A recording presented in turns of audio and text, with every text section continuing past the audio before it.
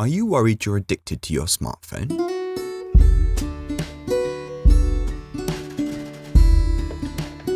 If so, here's a little historical quiz. Can you guess what this quotation is referring to? Parents have become aware of a puzzling change in the behavior patterns of their children. They cannot lock out this intruder because it has gained an invincible hold of their children. This quote isn't talking about smartphones or even TV or computer games. Answer? It's actually from 1936 and is talking about the radio. And how about this? One of the most serious, unreported, disabling, antisocial diseases in America today. Okay, so this quote is talking about phone addiction, but the phones in question are landlines. Remember them? Well, there was a time when people worried about how addictive they were. We see today concern over social media. Before it was the internet. Then we had video nasties, television, radio, cinema. Meet Kirsten Drottner, Professor of Media Studies at the University of Southern Denmark. How many did I get to? Who's been writing about this topic for over 20 years. The name I coined for it is a media panic.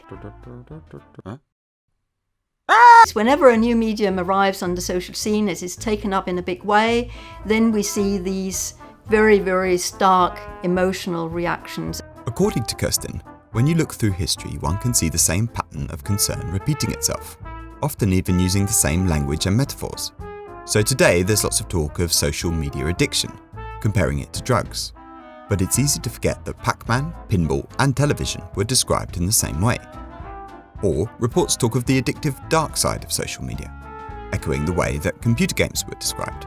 Or, another example, social media is compared to opiates, the same language that was used to describe television and Nintendo.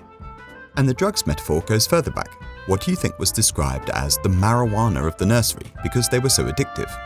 The answer?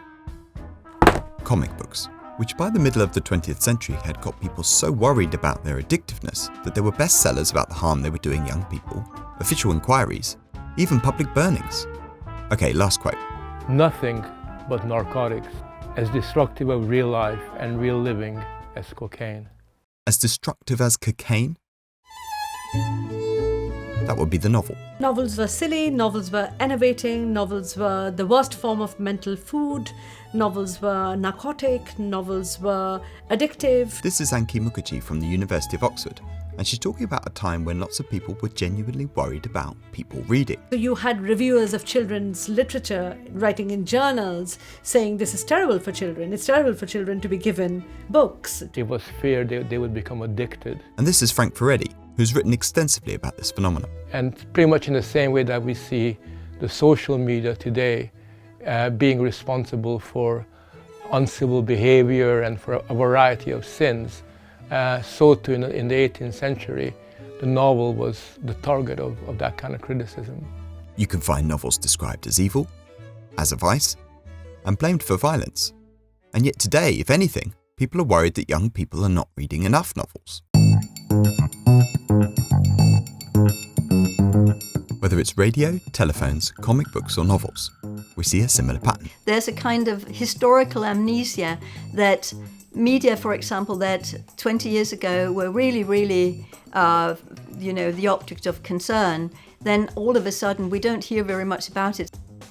I think something that's helpful for thinking about media panics is the Gartner hype cycle, developed by a US company and used to describe the way technologies are adopted by society. According to this theory, new technology often has a moment of enthusiasm and high expectations, when it seems like it might be the solution to everything. It's being called the Twitter revolution.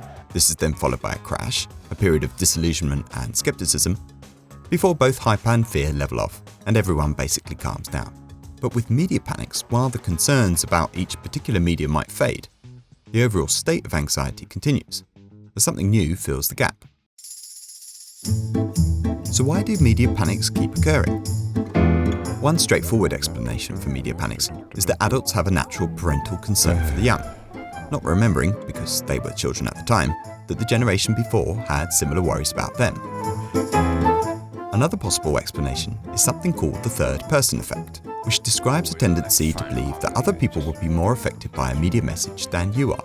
This is how we can have no problem reconciling our own pretty benign experiences with the media technology, with the belief that it will cause much greater harm to others.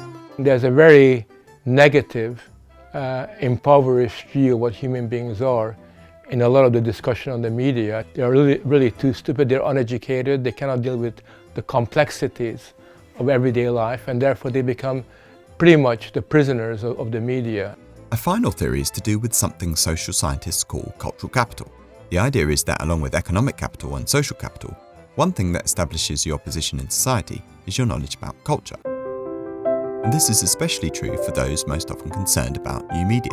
To middle-class people who can't fall back on landed property, they invest a lot in themselves in order to get on in society. They invest a lot in education, in operating according to the right cultural norms. But when new types of media come along, it threatens their investment in these old forms of cultural capital. So no wonder they react nervously. It's also a precarious investment because they live in a dynamic society, and modern society through the 18th century and on is based on change. Meantime, some big investors now calling on Apple to help fight what it considers an addiction to the iPhone and other devices. Currently, there's a debate going on about smartphones and social media, with some scientists arguing there's evidence for harm, while many others are unconvinced. But while it makes sense to be cautious, knowing the history of media panics should help give us some perspective. I'm also a parent, and I'm also a grandparent, and I'm also concerned, and I think it's fine to be concerned because it's a kind of indication that you take responsibility. But I think there's a difference between being concerned and panicking, because if you panic, you can't think. We don't know what effects social media and smartphones will have long term on our society. But what we do know is that as long as we keep inventing new forms of media, the cycle of panic is likely to continue.